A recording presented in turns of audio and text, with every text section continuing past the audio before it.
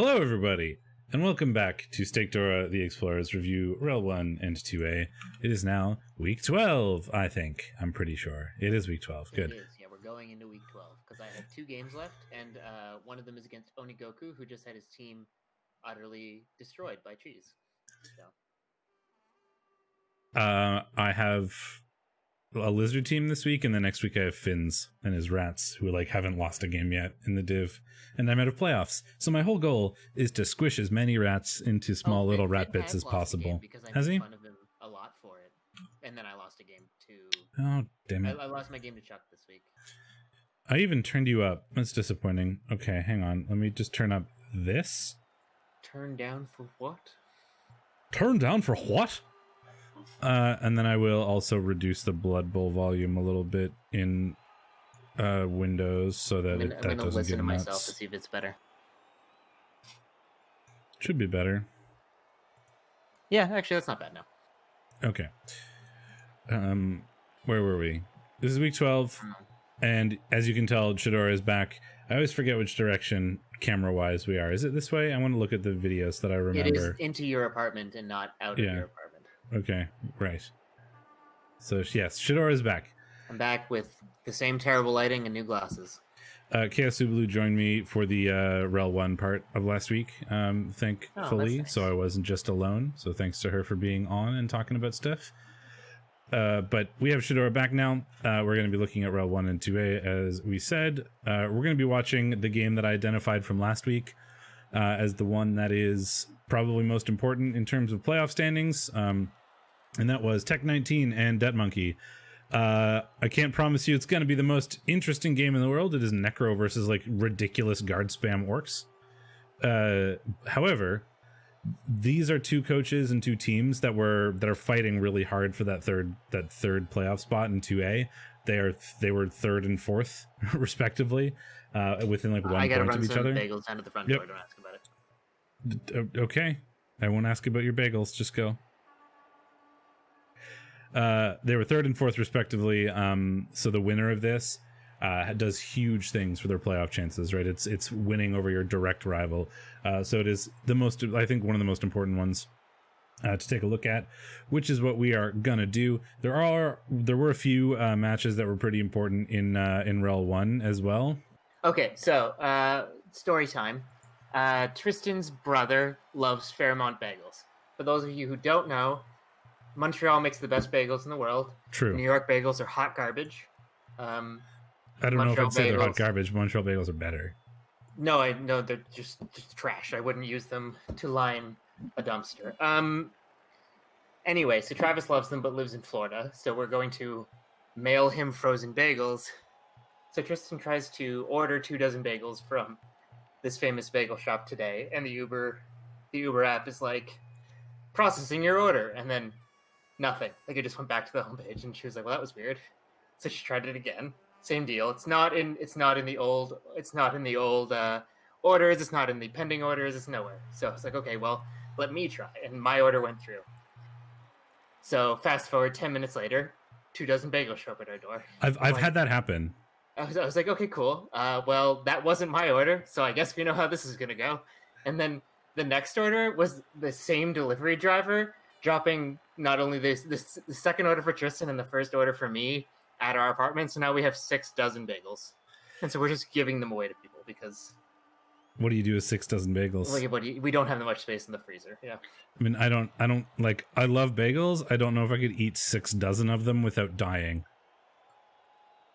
But I've had that same problem before. I ordered food once, and this was sort of way a bit earlier in the COVID thing, where most delivery places wanted to just leave it out front of your door rather than actually give it to you. So I was like, okay, I'm on the first floor of this apartment building. There's this thing is there's a certain colored chair on my balcony. It's right next to the door. You can just leave it on the balcony. So I ordered, and then there was some weird glitch with the Uber app or whatever, and I was tracking an order. I was watching it be delivered, so I walked out into the balcony and waved at him so he knew which balcony it was, and he put it down. And then I took it and went inside and had my food or whatever. And I checked the phone app, and there was no delivery confirmation. Like it just didn't pop up as saying like we've delivered it. The order just kind of vanished into space. And then I just went about my day, and then I walked back into the living room like a couple hours later, and there was just an exact copy of the same food resting on my balcony, because the order must have just not gone through, and somebody else went and got the same order and put it on my deck. It's like surprise second copy of the same food that's been sitting on my balcony for like an hour. Oh, you told me about this. This is pretty good. It was really weird. Yeah, so we're not sure. I think we tried to get on chat support, and the chat support was fucked. Like Tristan couldn't send messages on it, but they were like, "Well, we only charged you for one," and Tristan was like, "Well, I guess we got a free 2 dozen bagels and paid for 2 other ones. Whatever, we'll call it a wash." But I think they actually charged her for both, so we're gonna need to like sort this out tomorrow. But yeah, 6 dozen bagels is a lot of bagels. That's 6 times 12. It is. And that's terrible. But yeah, great bagels. Not puffy. They they soak them in honey water to make them a little sweet, and they tend to be like kind of like more dense and have like a really serious crunch on the outside and a nice chewy thinner inside. Yeah, and they're thinner, bigger holes because they roll them with fingers instead of on. Now I'm thinking about the like Lex Luthor thing. You know, Lex Luthor stole 48 cakes, and like that's as many as, or 40 cakes, and that's as many as 4 10s, and that's terrible. I'm just thinking of that now. Do you want to stop talking about bagels and start talking about Blood Bowl? I guess. Okay. I'm really upset that I didn't manage to incite some sort of bagel war. I doubt there are many like specific like New York bagel fanatics here.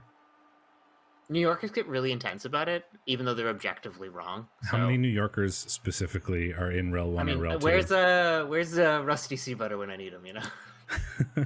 Not in REL 1 or 2A? Damn it, Rusty. Russellford Sea Butter? Okay. I've brought up the game, so we don't have an excuse now. Oh, I've also removed your camera for some reason. My face is gone. I can That's fix... my favorite face. I can fix that. Your favorite face is your own? I mean, I guess that makes sense. My favorite face is my own, too. What's your favorite face? Why? I'm missing your title. That's the wrong title. one. Huge Jackman Cup champion. There it is. There it is. I still had a scene for T.S. Elfiot from forever ago. Nice. Okay, I put the game up so that we would start doing this. We can talk about bagels, but at least now we'll have the game as background. It's fair. I also the other thing that happened when in between the recaps that I missed is that I won the Huge Jackman Cup, which was fun. I was really hungover and barely conscious and played like ass, but sometimes that's all you need to do. I think that's the goal of most of those one-day tournaments. My winning play was statistically worse, but the statistically better play would have failed. So, yep, we've seen that happen over and over and over in REBBL. See last season's playoffs. Was last season's playoffs the rat play? I think so. Was that 2 seasons ago? Was that Toast losing because of that? Yes. It was just deeply funny because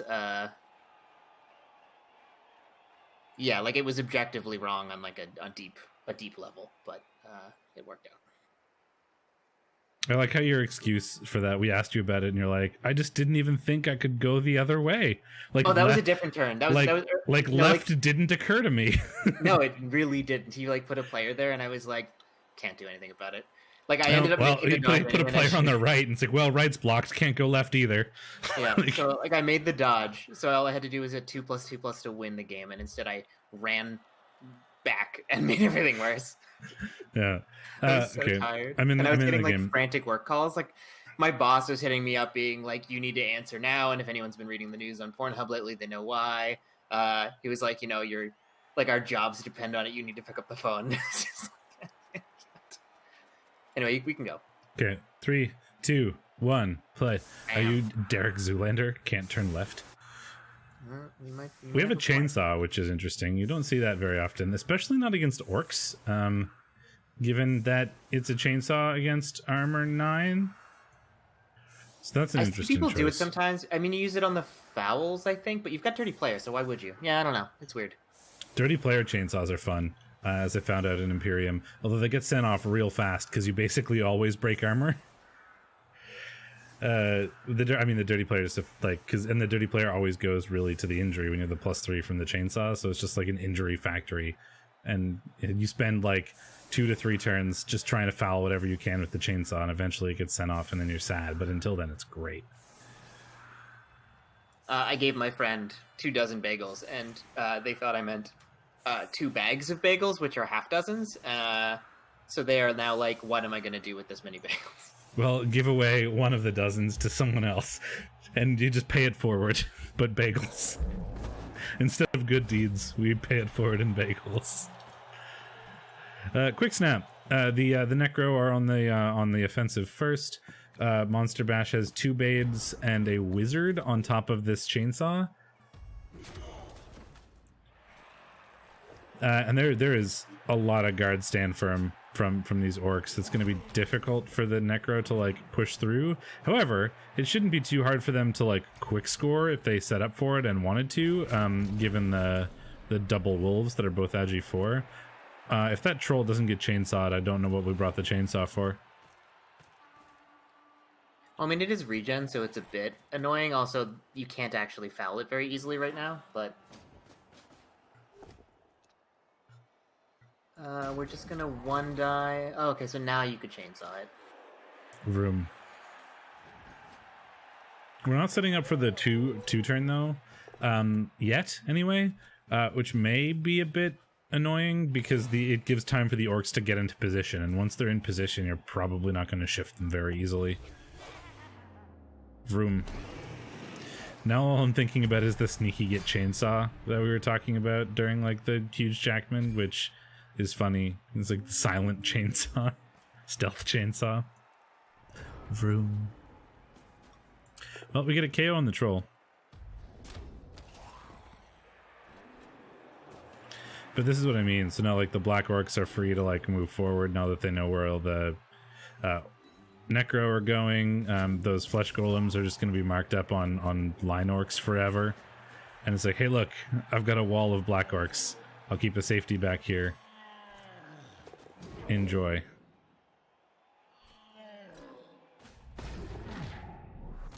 Surprised we aimed for dodging those. I suppose that one makes sense, given that he might just get... Well, I don't know. I don't know, like, the flesh golems are probably less useful when they're just marked by line orcs than they would have been otherwise, and now the flesh golems are free. And we can push a black orc out of the way.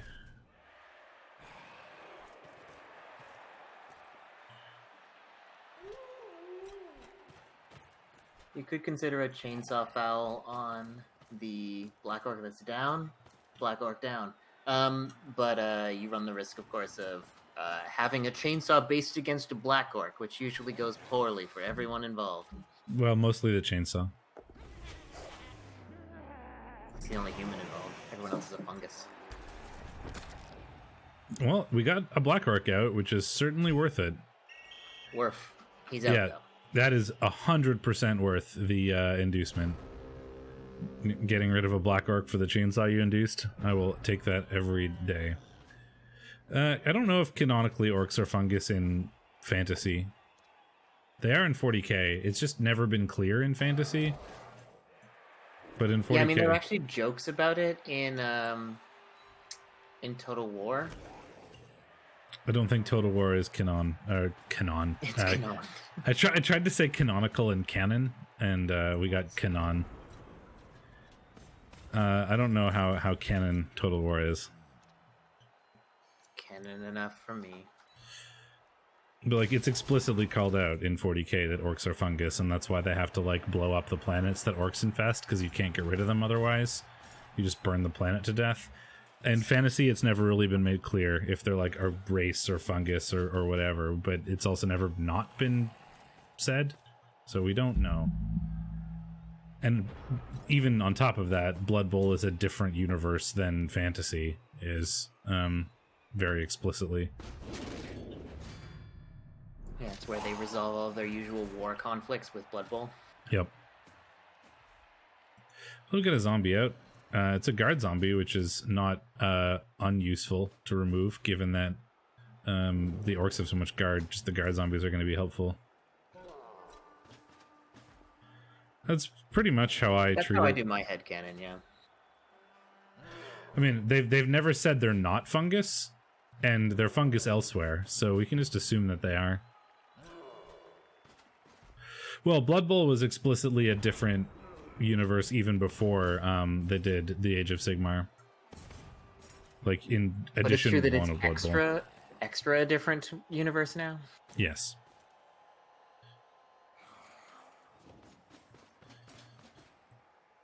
Yeah, the Massive Guard does make hitting with wolves hard, and admittedly, hitting with wolves is how Necro win this matchup. So. Yep.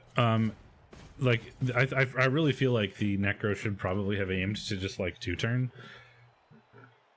given that it's pretty easy with the 2 wolves, and they're slowly just going to get more out of position, more hemmed in by the orcs, with all the guards stand firm. Although I think, given that we induced a chainsaw, like starting by fighting and just fouling every turn until the chainsaw gets sent off is also a good plan.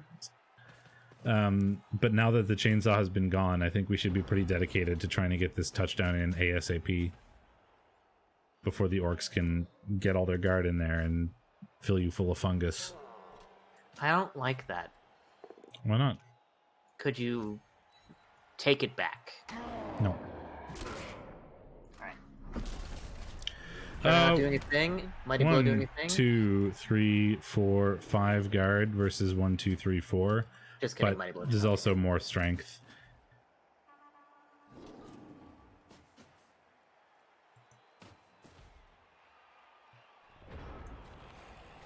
You could. Oh, there's the 5. I guard missed a zombie. But getting a nice Mighty Blow hit on a on the Flesh Golem, and like even a stun there is so big because that Flesh Golem is now out for basically the remainder of the half, and the wolves need to make a lot of progress. So without the Flesh Golems to tie people up, it's not a bad target. Plus, it keeps you very central, where the Necro are probably going to look to try to swing around you here, but they're going to have a hard time doing that. So you are going to be making a dodge off of tackle here, but you do get a line orc down. Just stunned, though. Line orc down.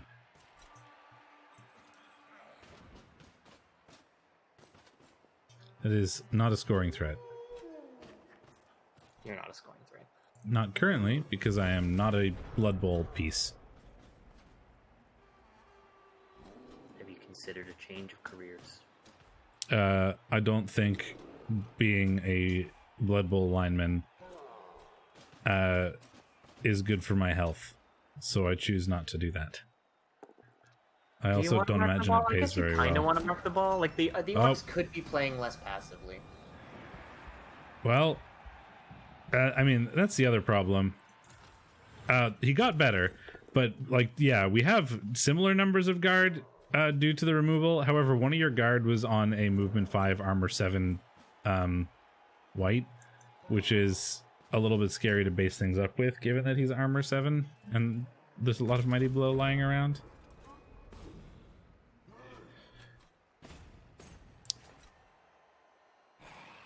The Necro, it's not trivial to score because we didn't have anybody in scoring range, and the orcs are still spread out in a way that could respond to, you know, a single scoring threat, which is pretty much all we're going to be able to get given the players here.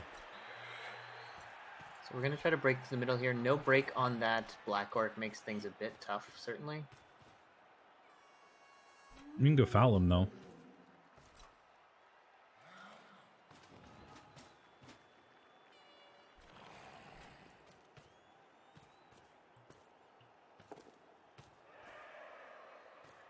Huh.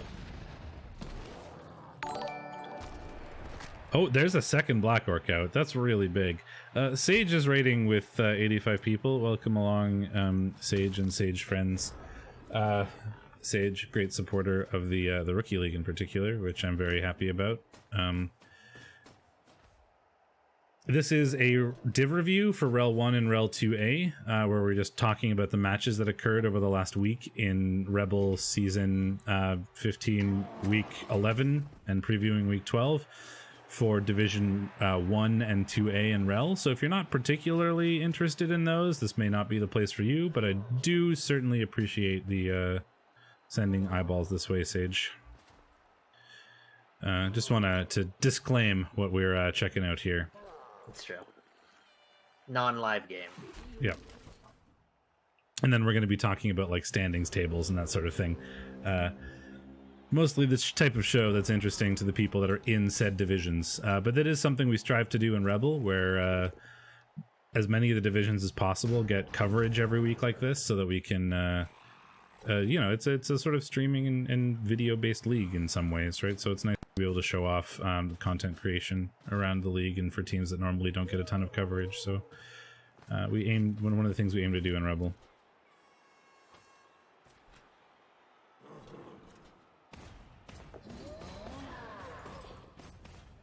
Ooh, that's just a spicy... Oh, I mean, he has break tackle, but that flesh golem was on a mission. I'm going over here. See you later. 2 GFIs in the break tackle is part of all that process. Yep, peace. Oh, the werewolf can't do it, though. Flesh golem, much more nimble. Oh, gosh. But things are certainly going better for the Necro than I would have expected them to. I mean, they've got two, like, they're a pretty big, like, sort of guard strength disadvantage, and they've got 2 of them just out, which is huge. Yeah, some, like, lucky fouls. Like, they've been playing to the Necro advantage in this pretty well, and the Orcs have been playing a little passively. I think they've been leaving the Necro too many options, but... Like, the Necro, I mean, you can't overcommit versus Necro, especially against 2 Agi4 Wolves, but... That is weird. These are Necro with no ghouls. Lumi's right. The dice log doesn't show the rerolled GFI. I wonder if that's a bug when you're dodging and GFIing at the same time and you fail at it. That's really strange. 801, 810, 1 versus 2. Nice. That's what we're watching sort of right now. Not quite high records like that, but there are 3 playoff positions in this division. And this match is the match between position 3 and position 4, and they're separated by 1 point. So this match, the reason why we're watching it and checking, it's already happened. This is a replay, but the reason why we're checking it out is because there's 1 point in the standings between these 2 teams. And they are 3rd place and 4th place, where the 3rd place position is the last playoff spot. So it's a pretty good, it's a pretty important one for both teams. Yeah, I imagine that's something to do about how they had to roll a dodge and a GFI at the same time, and like both of them failed. Yeah, I wonder if that's what it is. Because it's true that both the dodge and the GFI failed. But I don't know, just cyanide dice log things. Some real fun ones in there. But the Necro do get a touchdown, and much later in the half than I would have expected them to. But it went really well for them, like 2 huge pieces out. And the troll stays out too, so the orc advantage in their strength and guard is a lot diminished compared to what it was at the start of the half. We get another try for that troll to come back though, and I think that's surprisingly important given the players. And the Necros still have a wizard, so things are not looking great for the orcs right now. We'll see if they get the troll back. That will be a big deal, of course, but yeah, not the best half. I think that it can be hard to win the attrition battle versus Necro, but one of the ways you make that easier on yourself is by maximizing blocks, and I'm not sure the orcs did that. No. One of the things that I found the strangest was right away on turn 1 of the orc drive, they were dodging their line orcs away from the flesh golems. If you could just trade a dirty player line orc for one of those flesh golems for most of the drive by just leaving him there, that's probably worth it. And it lets you bring in the black orcs elsewhere and try to get in there and start fighting, which is what the orcs want to do. KO on the zombie might be helpful. Whereas having those flesh golems free let them do stuff like blitz the black orc, and then we could foul him, and that kind of directly resulted in a removal of a black orc. So I thought that was kind of weird. Yeah, I agree. I mean, you're giving away a mighty blow hit, but at that point you're keeping the Necro pretty locked up, or at least their big pitch control pieces locked up. Yeah, and especially given the Necro team are playing against, they have no ghouls, so they got to do most of their ball handling with the werewolves. Yeah, they're not as mobile as most Necro. One of their whites is armor 7. He's guard, but he's also armor 7. So if he gets in that fight, he's probably going out. Yeah, and so I think you often win this sort of a battle by drawing them into a fight, and you need to be pretty proactive about that. I also would like to point out that while we were talking about that, 3 LOS blocks resulted in 3 KOs, but then 2 of them came back, so it's probably average, I guess. Troll did come back. Hello, Unseen Walker. Oh, thanks, Blood Bowl. Black screen. Oh, yeah, I saw that. I was very sad about that. We'll see when we get to the match reviews what happened on Unseen Walker's team. But spoiler alert, it is not happy, and I'm pretty sure most people could have guessed that by now, given how well his season has gone.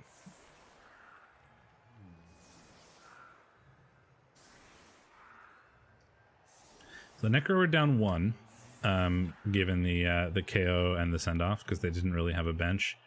They still do have their wizard, though.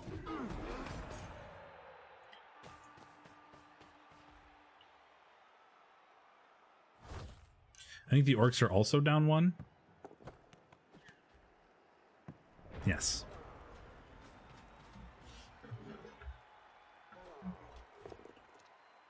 Very short kick, though. Should be pretty easy for the orcs to get a hold of this safely. Put a couple players in the way. They're hard to shift. But we got to make sure that, we do things safely here, given the two edgy 4 wolves.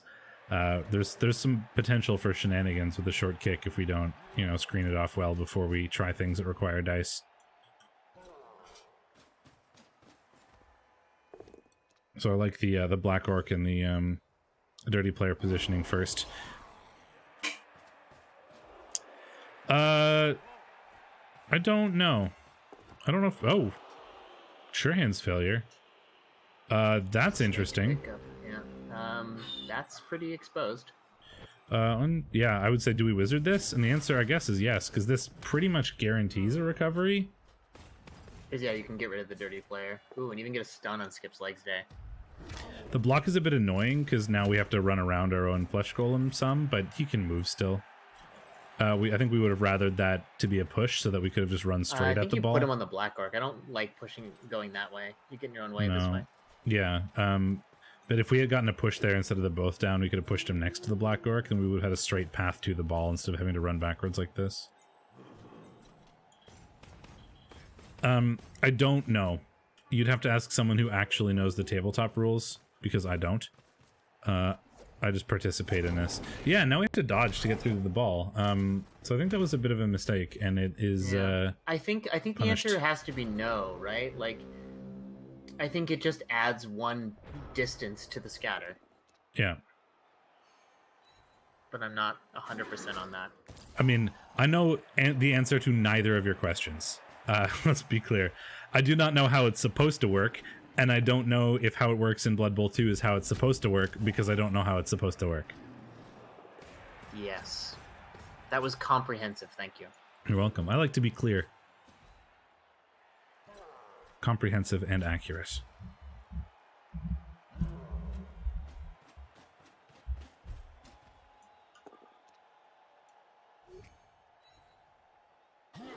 If you don't know, now you know. So this is pretty awkward for the Necro. I mean, they had a really good chance to make something really scary for the orcs happen there. Couldn't quite convert it, and now the orcs have time to recover. And they do. And the Necro now don't have a wizard anymore, which is a big loss.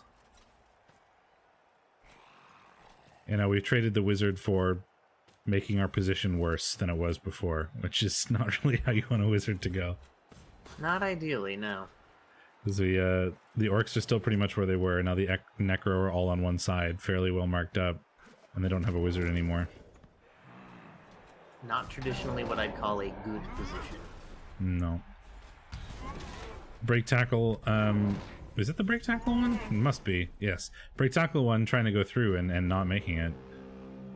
Going for the ball. Again, not a great turn. Like, considering how that turn started, you'd really expected it to go a little bit better than that. Yeah, I think so.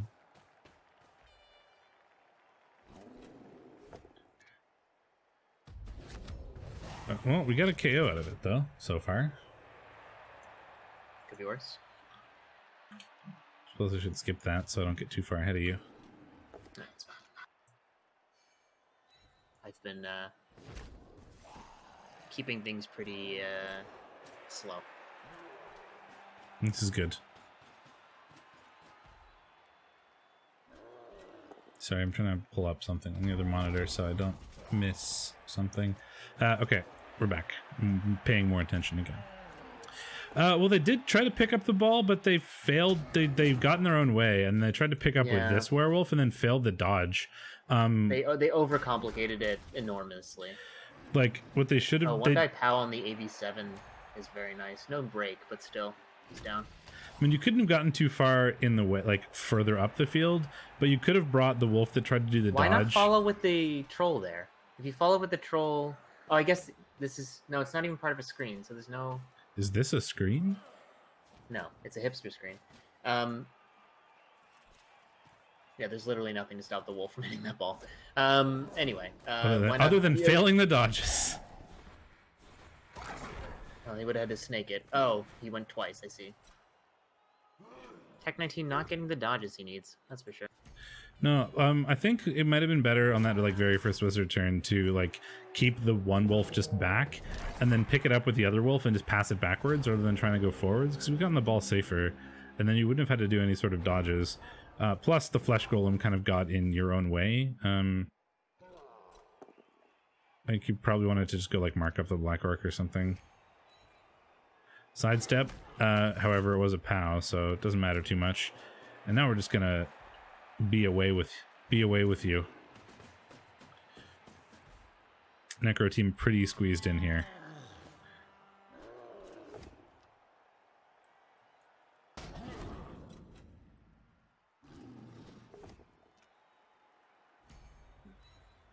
Grab. Look at that troll. Man, troll neck bones must be really intense. Their heads stick straight forwards. Yes. That is an important takeaway here. And their heads are huge. Like, that's a lot of, like, stress on, like, a weird lever thing you got going on. They're too stupid to experience physics. I think that's fair. I mean, have you listened to me talk before? Are you surprised that these are the types of things that I point out while watching Blood Bowl? I spent a large portion of a cast like talking about how skeletons must have come from clowns because they have giant feet. So all the skeletons are clown skeletons. All the skeletons are clown skeletons. They have big clown shoes. Oh man. We do have stand firm on the guy who caught the ball though, so we don't get to push this next to our guard and chain push our own players out.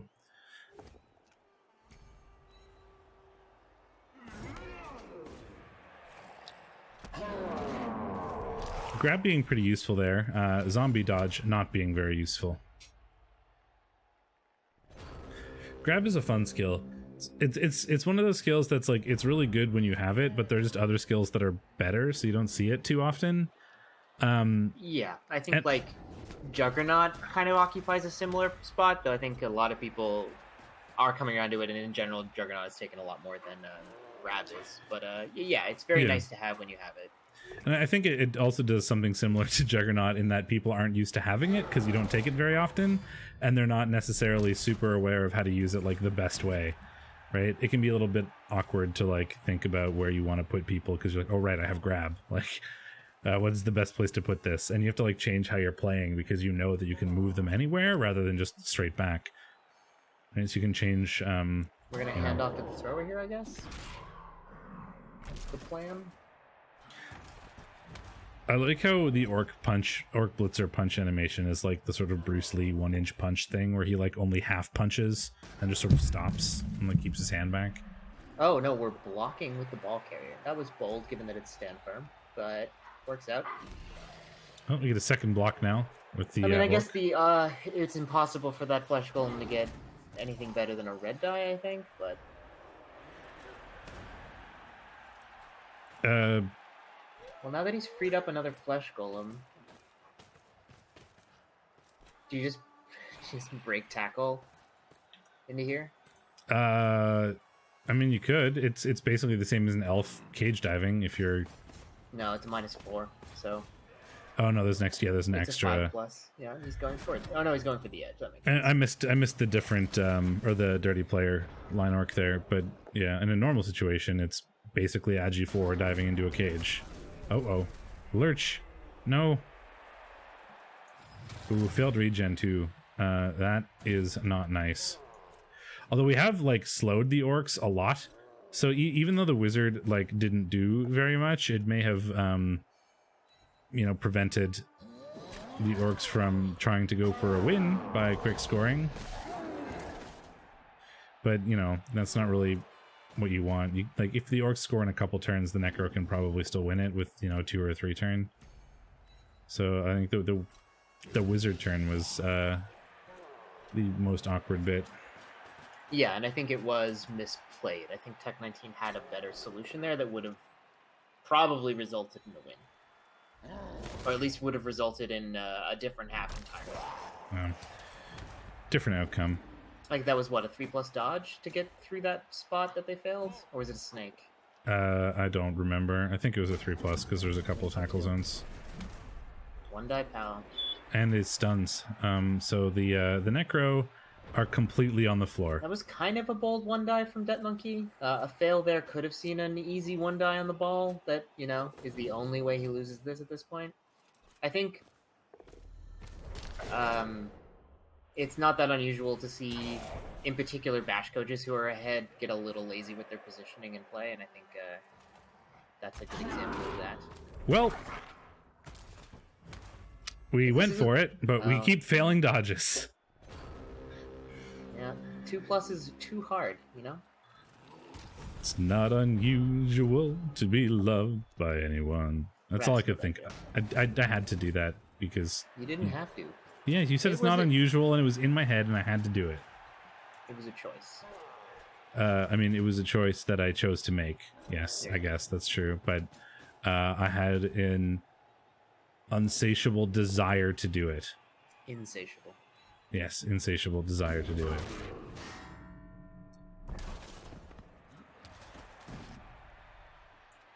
Bonk. I blame you. Why? You know this about me. I know nothing about you, and I disavow. Pile on. Zambini is fine. So this is definitely not the game I expected when I saw that it was the result. But no, I would not have expected the necro to get like as many like injuries as they did, and the fact that the injuries all came like it's really a tale of like 2 halves. Like the necro just kind of did whatever they want to the orcs in the first half, and then the orcs did whatever they want to the necro in the second half. Which is not really how this type of matchup goes. Like you get that with like a bash versus bash team pretty frequently, but not like a bash versus necro team. It's not a very common like game type you see for these 2 team styles.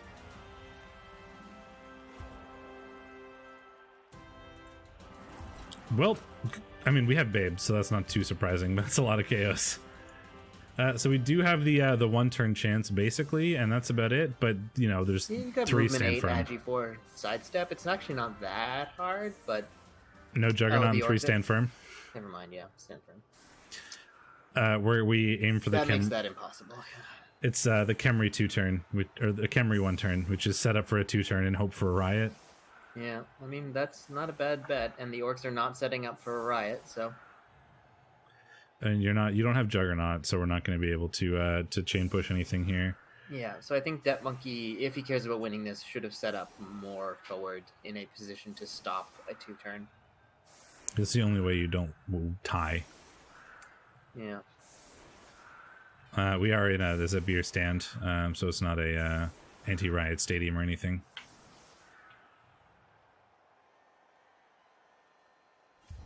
Taking the anti-riot stadium is such a, like, you have to kind of do the math on whether or not your team more often benefits from receiving a riot and how much they are hurt by being on the receiving end of a riot.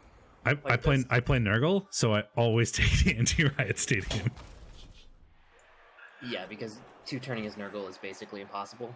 It's not impossible, but it's not easy, and you often end up in 0-0 or 1-1 ties, and you can lose those by a riot pretty easily. Oh, we're going for the troll. We're saying this is personal. The ugly bag of mostly water? He's dead. No, he's fine. Still a foul. I mean, I would foul the Black Orc over the troll because you can get a zombie out of the Black Orc. I thought for a second that was an agi up Black Orc, and I no, it's had questions. It's the werewolf behind. It's the white, yeah. No, I'd foul the Black Orc. If you're gonna foul anything, you can get a zombie from it. If you're gonna foul anything, you're adorable. I mean, of course you're going to foul something, but fouling the troll accomplishes nothing. Setting up for the Black Orc, and the Black Orc makes a lot of sense. Heart of Orcness. It shouldn't be like Dorkness. No, just a KO. Boxcars into double 4s. You hate to see it. You love to see it. Double sent off. We also got an MVP to the chainsaw. To be fair, the chainsaw did a lot of work, but that's useless SPP. And a 1-1 tie keeps this division really interesting, given that these teams were separated by 1 point between 3rd and 4th, and they're still separated by 1 point in 3rd and 4th.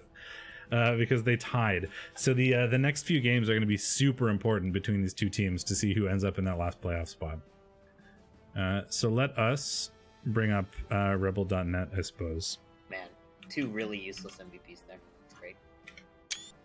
Oops, I didn't mean to open the console. I meant to full screen that. High quality production values. Okay. Oh, I only got 47 work messages in that replay. Oh, good. No, it's fine. They know I'm busy, so they're leaving me alone mostly. I'm just in a lot of group chats. I completely turn off every ability to contact me other than my direct manager between the hours of not 9 and 5. If you are not my direct manager, no one can get a hold of me unless it's Monday to Friday, 9 to 5. For emergencies, etc. I don't think he's ever used that. Fair. Ability.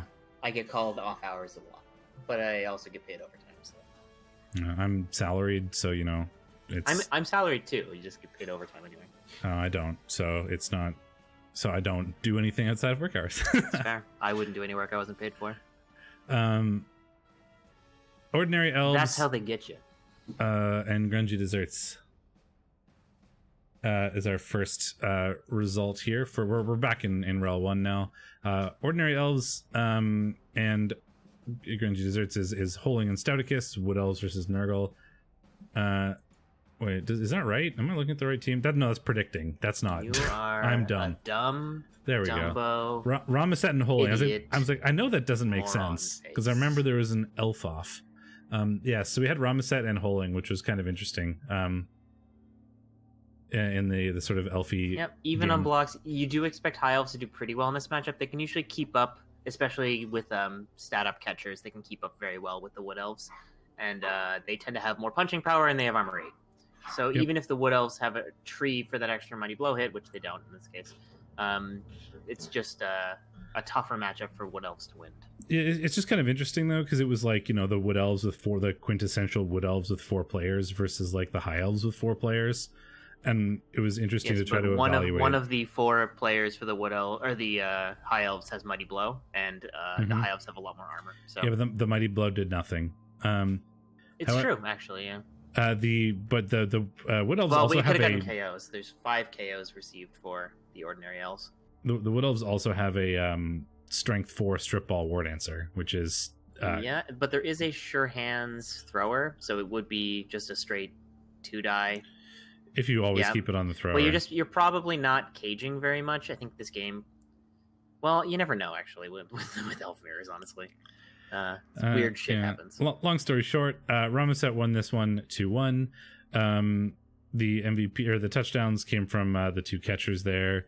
There were, like you said, 5 KOs suffered by the accurate safe thrower made 0 passes.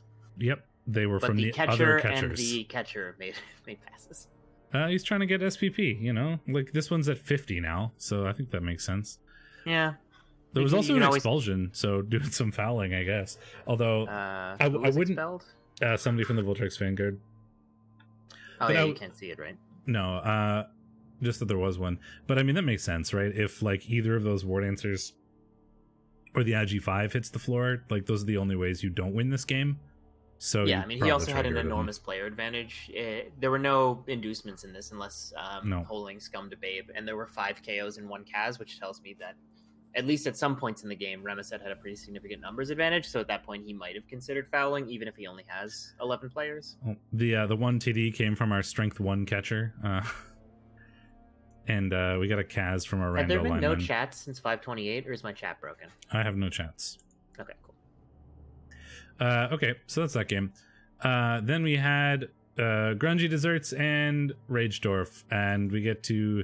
I mean, it was Big Nurgle versus Dwarves, so kind of what you expect to happen, but a little less so in the fact that 3 Dwarves died. Like, not injured, dead.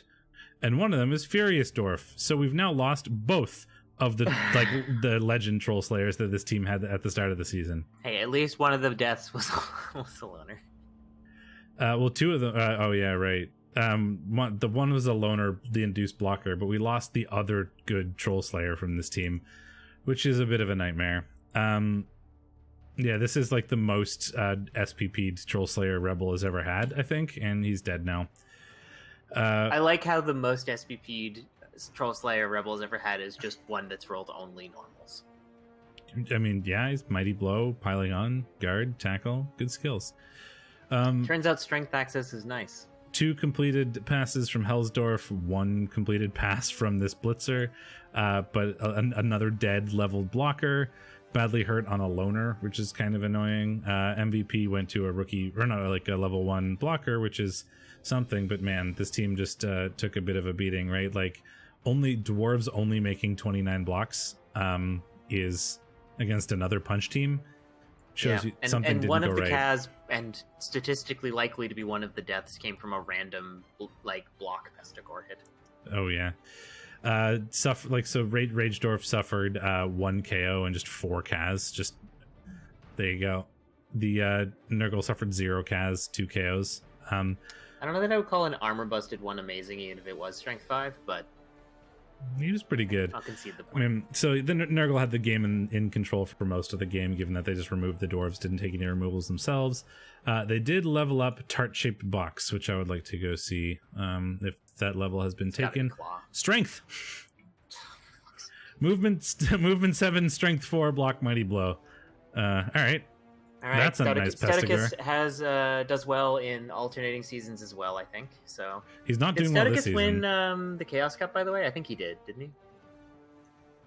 What? Staticus, you here? Did you win the Chaos Cup? Who won the Chaos Cup? I don't know. I had to go. Me too. I think it was Staticus though. Yeah. Yeah, no, he's not actually doing that well this season, but no, that's exactly. This is his bad season. And next right, season yes. He will have a good one because he's got a bunch of strength ups now. Stouticus did win, says Yeo. Yeah, and Unseen Walker won the losers bracket. Can you even call that winning? Winning the best of the losers. And then in the Battle of the Meat Icons, Gourmet Governors played Barbecue's Pit Crew. I half paid attention to most of this game, like it was on the other monitor while I did he's stuff. He's really falling apart at the end of this. Yeah. I think he was out of playoff competition for this game as far as I'm aware, so I think he's playing Chorfs with 4 dirty players, so he was a little bit more maybe a bit more reserved than he would have been otherwise. But I can't comment too much on this. I did have it up while Lumi was playing, but it was on the other monitor while I was doing stuff, so I didn't pay too much attention. Ooh, but we got a new legend in Dim Sum. Yeah. It is kind of sort of what you expected in that there was just a lot of to 10 KOs suffered for Lumi. Like at some point there's just no players to do anything with. Lumi's in chat. Lumi, what are you taking as your legend? Because you haven't taken it yet, and I demand to know. It is Blodge Step Pro movement, so it's very it could do anything at this point. Have you ever been so much as you could like to do anything? Or whatever that. I think there's actually a lot more stuttering that happens before he gets to the end of that, but there is, and there's a lot more words, and it's something but a dream, and there's a lot in there, and I don't have it memorized because I'm not crazy. But that someone did an acapella version reference, of it, and it's pretty good. I wouldn't hate tackle. I wouldn't hate diving tackle. Probably not, though. You don't want to put your vampires on the ground. No. But it's I honestly don't know. Like legend vampire skills is quite outside of my purview. So stat. Yeah, Agi. Roll Agi. That's what you want. That's what you want to do is roll Agi. But I think you could do Sure Feet. I mean, reliability skills do play well with vampires. So especially since this vamp is like the reliable vamp, right? He's got block, he's got dodge, he's faster, sidestep, pro. That might not even be bad just to avoid having to use rerolls on things because he is the reliability vamp. But we can see that Lumi's done it for other players, right? There's the Juggernaut vamp. There's one that down here has grab. But I don't know. We'll have to see, I guess. Yeah, this is kind of the point in the vamp development. Sure hands is possible as well. This is kind of the point in the vamp development where Lumi seems to give them some sort of specialized skill, a job. Yeah. You get a job now, vampire. You've leveled enough to get a real. I wonder if you job. would prefer Agi to another strength, having the super reliable. I think so. Oh, absolutely. And Hypnogaze gazes is really nice. Pass block. The Fish and Chips is MNG'd for the next game, which is a bit annoying because it is a reroll. I like few things bring out Ben's derision, but pass block is apparently one of them. I have a pass block. I'm just salty. I have a pass block Minotaur and Imperium, and no one has passed ever in any game that I've had him in. And all I want to do is see pass block activate on a Minotaur, and no one has done it. I've played 6 games with that Minotaur. Not a single person has activated my Minotaur pass block. Imperium's about fun. Let me have my fun, damn it. Pass over my pass block Minotaur. All you want to do is see your Mino turn into a giant woman? No? All I want to do is have some fun. I got the feeling that I'm very not the different only one. references, but I appreciate yours because is that Cyndi Lauper? Yes, I think so. I don't know. Then yes, pulled pork. Cyndi Lauper is great. So pulled pork at the MVP or the TD. Sorry for the Chorfs here. We also had one on Burnt Ends, the Hobgoblin. Only one Kaz, so no injuries or no SPP from that. But with all the vampires just KO'd for most of the game, it seems. Barbecue Gamer had it sort of relatively well in hand for a lot of it. Okay, then this is a pretty big one too, actually. Superfed in contention for one of those playoff spots, but he does need to win to get up in that range. And ties to Stacy is both a surprising result and also a big one in terms of playoff standings for Superfed. But most of all, deeply embarrassing. But I mean, 27 blocks from the Nurgle is against Skaven means either the Skaven won really hard and the Nurgle never got to do anything, or the Nurgle just removed so many rats that the rats couldn't do anything. Yeah, rats don't usually have the luxury that elves do of dodging all their players out at the end of a turn and calling it a day and giving up 25 blocks in a bash game. That's just not how it goes. Unless you run out of players immediately, in which case that's exactly how it goes. 4 Kaz, 4 KOs when you didn't have much of a bench is a lot of players. A lot of it's sustained though. Look at this. Only one was from blocks, so there was fouls or failed dodges. Yeah. Or GFIs or whatever, but yeah. And we got 2 levels out of it for Stacy 2 Beast Row. The like the fake Agi Pestigore, and Krynagors. The Pestigore with block is could be anything at this point, but I wouldn't be surprised to see like Mighty Blow there just to like start accelerating his development. Yeah, we had an injury on, or 3 badly hurts and a niggle. The niggle was just on a loner line rat, so we don't care.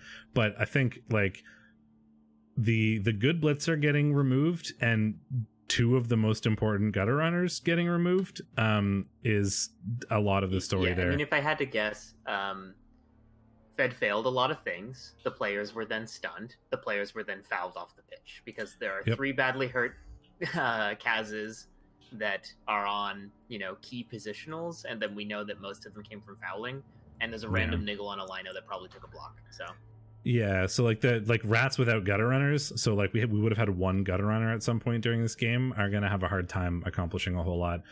So I'm not surprised seeing those injuries that we ended up 1-1, but I'm surprised, and I would have been surprised like beforehand to know that this ended up as a tie. Let's see if Stacy took things on these.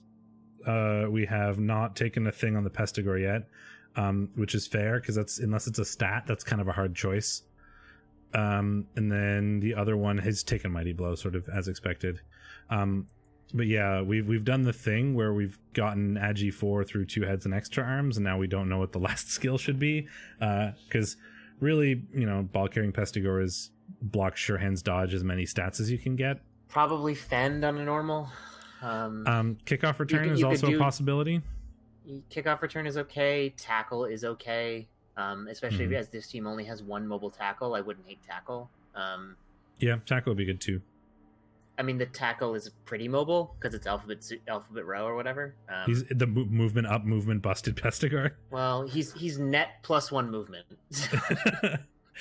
for too much money. But yeah, for way too much money. I think tackle's a good choice. Then we have Wrath of Nuffle versus Anagram Catastrophe. Uber versus Cullen. This is another like low or rat team with a couple like superstars, and by that I mean 1 because we have the like. And this is a rat team that took 52 blocks against Chaos and then somehow didn't implode. Actually, yeah. This is more what I would have expected. Like still Cheap a tie, Torto's leveled, but also got MNG'd. So 1 fewer player for Uber next week, and he took. Is it Claw? It hasn't taken it yet, so it's not Claw. Also, Paso Chatter has leveled up too, which is... Has he taken that? No, he is not. No levels for us. Yeah, 52 blocks from Wrath of Novel. The Rats suffered 6 KOs and 4 Kaz. Although there's a bit more of a bench on this team, given the 2 induced star players. 1 TD coming from 1 gutter runner, 1 from another one. Blitzer level, yeah, and the gutter runner with 2 completed passes level. Once again, I think this is like Uber is out of playoffs at this point and was more sort of concerned with trying to level players than doing too much else. Managed to get a tie out of it, which is surprising given the like 50 blocks, but this is more how I would have expected like a Rat Nurgle or Rat Chaos game to go if they did tie, right? Like large amounts of blocks, game goes longer, that sort of thing. Speaking of cheap tortas, have I ever told you about the time Tristan was on vacation with her family and they stopped at a random like torta shack in the middle of nowhere in the Yucatan Peninsula, and Tristan's brother's girlfriend decided that torta meant turtle and decided that she really wanted a turtle sandwich and just insisted that torta meant turtle and kept asking for a turtle sandwich at this random sandwich shop. Like, and then tried to draw a turtle and they thought it was a cow, and it really just kept going. Like, what? How can you be so awkward? That person is like one of the most despicable humans I've ever met. I mean, I'm not particularly good at like, not I just thought Unseen weird. Walker might appreciate that story. I'm not particularly good at not being weird, but like that would cause me physical pain to watch that. Well, that's not weird. That's like obtuse. Intentionally obtuse. Yeah. Oh gosh, oh man. I mean, I understand being like, haha, that sounds like it could be a turtle, and then like drawing a turtle, but like insisting that it's a turtle, like to other people, is just so weird. Like, I could understand being inspired to draw a turtle, but like, what? Yeah, and then they thought it was a cow. Oh man, it's a good story. I'm also pretty sure her dad was trying to communicate with them in English while speaking louder, like every time, that like American thing. Oh gosh. I mean, so I have met neither of these people, Chaos Subaru, but I've heard a lot about both of them. It's bizarre. Travis is actually really smart, but dates morons. It might be a comfort thing. I'm not sure. Bogue Bombers and Chaos Subaru. Speaking of Chaos Subaru, not speaking of morons. That was a really bad. Speaking of morons, that was a really bad segue. I was thinking about Chaos Subaru, not about morons. I know, but B-Dog, am I right? Wow, yikes. Oh boy. I was thinking of Chaos Subaru, but it was like right after you said morons, so that came out badly. Nice. I thought I was the mean one. Mr. Grinch. 0-0 is surprising. Like I wouldn't have been surprised by a tie. I'm a little bit surprised that the tie is 0-0 and not 1-1. 53 blocks from Chaos's magic, which turned into 2 Kaz and 1 KO, which is not a whole lot given the I guess there's a couple Claw, a couple Mighty Blow kicking around, armor 8. It's maybe a little bit on the low end. But we did badly hurt the Agi Blitzer, which is, nice in stopping the touchdown, given that we didn't have the speedy catcher from B-Dog for this game. It's like the scoring options for the humans would have been pretty limited with that catcher out. Yeah, and there was definitely a wizard in play here, so I'm guessing that the wizard and the subsequent recovery just didn't go well. Yeah. Or the subsequent recovery, I should say. There were 3 expulsions, so inclusive or not exclusive was doing a lot of fouling. Kicking a lot of Humies, and Humies getting a lot of passive removals, which might have been what pushed it into a tie instead of a win for the Chorfs. Yeah. A win would have been really nice for the Chorfs here in terms of playoff standings. She's not likely to make it, but she is still one of those fringe dark horse chances that could happen, and a win here would have done a lot for that. But this tie, I think she's still in with a chance, but it's not as good a chance as it once was. I think with that loss, I should actually check. And then lastly, we had the All-Stars of Chaos and Volcano, and what is sort of important in playoff standings, Volcano near the top of the table, taking a loss here lets Mongoose's competitors catch up. We'll show you the table in a second, but it does make a difference. Locust getting, where are the numbers? I can't find them. 50 blocks to 29, 22 armor breaks. 4 KOs, 4 Kaz. I mean, Chaos just removed some Chorfs, man. And then, if the Chorfs collapse, they collapse. That's kind of how Chorfs work. If they don't have enough players to stand up to the other team, they lose some blockers or a Bull Centaur, and they don't have the strength or guard to keep fighting that fight, they don't have any other backup plans. They just kind of start losing the war in the center, and then they can't win it anymore, and they don't have anything else they can do. So looks like that's what happened to Mongoose, but we did fight back quite a bit. But this is Mongoose's first loss, right? I think so. Induced Warrior taking a badly hurt, dead leveled Beastman, dead MVP. Dead rookie blocker with the least SPP, so I'm guessing Mongoose wasn't too sad about that. I mean, it's still annoying because it's something you have to replace, but it's not the end of the world. Dead Hobgoblin, MNG'd Hobgoblin, and armor busted rookie Beastman. Volcanu also rolled a 1 for winning, so that's fun. The warrior that leveled took Mighty Blow in what should surprise nobody. Locust taking Mighty Blow? Well, also, he's already got block and guard, right? I would take Mighty Blow there. What has Stand Firm done to you? Nothing, but it helps you get Stand Firm faster. God damn it, every fucking time. No, I mean, it depends on what your other warriors have, right? I'd consider Mighty Blow there. In complete honesty, I probably would have taken Stand Firm with this team, given that he already has 2 Claw Mighty Blow warriors, but I don't think you can take guard twice. I don't disagree. I think that's against the law. Cannot take guard again. Arrested. Yeah. Double guard, you count as 2 assists. Okay, so that is that. We can look at the standings briefly before we do predictions, I would say. And I can also probably find that div predictor, which I forgot to bring up. In Div 1, Ramaset's at the top with 23. Mongoose is in second with 21. No, that is his second loss of the season. But you can see why that mattered, right? Not winning. If he had won that, he would have been at 24 and still in first, and that would have been a lot for solidifying playoff standings. But and pushing Fed out, actually. Yeah. Those are big results this week, and Fed got pretty lucky to kind of hold on to his position. Yeah, Fed not winning, Mongoose not winning, Holing and Ramaset were playing, which is a big deal. But B-Dog tying doesn't push him in contention with Superfed.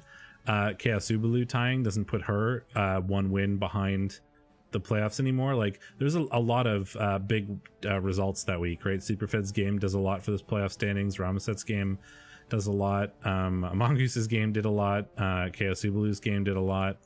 It was quite like a shake-up, I guess, in the standings. I forgot to bring this up ahead of time, so I'm gonna put up my away screen really briefly while I find the div predictor. I don't want to like browse through Do you want me to send it to you on Discord? No, I have it. I just didn't want to like search through my files while on stream. I'm actually locked now, by the way. When I got locked, it showed as 100%, but it was just a significant figure error. I was technically like 1/1000th of a percent of not making playoffs, so I did get redded prematurely. Oh, but not in any practical sense, just in a technical sense. Premature reddation. I don't know. 4 playoff spots in Div 1. Let's run this sim. Boop. So there's still no locked playoff spots. It's basically locked for Ramaset, which is unsurprising given that he is a win ahead of most people, but Mongoose could still, like, Superfed tying in particular means there's 3 people that could still jump him, or at least tie him. Yeah, so there's and the Cullen. There's 4 like 75% and up coaches, yes. And then there's 1 outside chance in can you stop moving the thing so I can read it, you son of a bitch? Cullen at 50%, kind of filling out a lot of that percentage bracket, and then Bogue Bombers and B-Dog and an outside chance of making playoffs if he gets pretty lucky, a 1 in 10. And KKSulu still technically not mathematically eliminated, but a win there probably would have put her in like the Bogue Bomber situation where it's more like a 1 in 10. But that's what that looks like. So it's pretty likely that these are our 4 playoff coaches, but nothing is technically guaranteed yet, given the way that the results played out this week. So let's predict Div 1. I like predicting. I have no idea what my points are like relative to yours because I haven't predicted in a week and a half. But well, I mean, it turns out there were a lot of ties, so it didn't matter. And the other things, I gained exactly 0 points because I gained 3, lost 3, and then there were 7 ties between the 2 divs. So the fact that you didn't predict it did absolutely nothing. Ordinary Elves and Grungy Desserts, 1570 Wood Elves, 2250 Nurgle. However, these Nurgle are very slow Nurgle. There are 5 movement busts on this team, which is a bit of a problem, given that all of the tackle is on those 5 movement busts, other than one of them on a warrior who is movement 4 anyway. There is a sure hands on Jelly Roll Mai for that War Dancer. So like that War Dancer is a little bit less of a threat. Oh, fuck, I love this Nurgle team, and it's just suite of movement busts. 5 movement busts. The extra terrible Nurgle team. Let's take the thing that make Nurgle not good. I take it back. Stouticus is going to be bad forever. There's no way you win playoffs with a team that is this slow. Let's take the thing that Nurgle hate the most, which is being slow, and make them all slower. Yeah, I'm just gonna call out Stout now and be like, you need to burn this team alive, man. Well, what do you think here? I mean, the Wood Elves get a lot in terms of I think the Wood Elves probably win. Yeah. I mean, they get a lot in terms of inducements, and the Nurgle are so slow that it's going to be hard to do anything about that. Yeah, no, I agree. It's like an optical illusion. No one needs to roll to stand up. I think, don't you have a movement 1 tree in one of the in Huge Jackman? Yes. Nice. It's a halfling tree, so you get no loner roll. So. Yeah, that's true. you're good to go. Great. Although my halflings have 1 reroll because they are inducement halflings. Let's make it a chef every time. What could happen bad? What could go wrong there, 2A? It's predictions. No predictions. Yes, so now we need to predict Barbecue's Pit Crew and the Voltrek's Vanguard. 2,200 Chorfs versus 1,690 High Elves. So the High Elves still get like 400 something, 500 something. There are dead halflings. Which is... most of my halflings have died. That's true. So the Chorfs, they do have the like break, tackle, mighty blow bull centaur, which is really nice. The rest of them are sort of that like guard, stand firm combination that Chorfs tend to be, which is not incredibly useful on like defense versus the High Elves. We've got the movement 9, strength 4 catcher, who's gonna have a pretty easy time just getting through. Gonna be a lot of fouls coming in, but with this many inducements, I would expect a bench out of Ramesset. Yes. This is the sort of game where you might see Eldril come in, you might see a wizard, of course. Mm-hmm. You might see... you could do... This guard line elf is movement 4. He's double movement busted. Well, Lumi got held up for saying racist shit. Did he? Oh. No. Oh, it's the Blood Bowl. Lumi, are you telling me that you're going to take on that vampire? I'm calling you out. I'm telling you. You need to say it. I think the inducements are going to do a lot for the High Elves here.